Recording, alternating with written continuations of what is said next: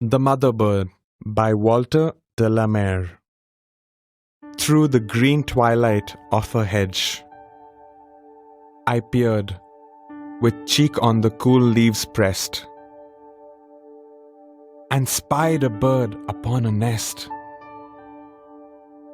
2 eyes she had beseeching me, meekly and brave, and her brown breast throbbed hot and quick above her heart.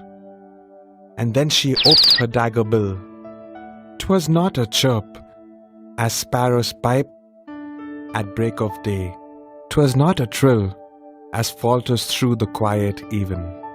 But one sharp solitary note, one desperate fierce and vivid cry, of valiant tears and hopeless joy, one passionate note of victory.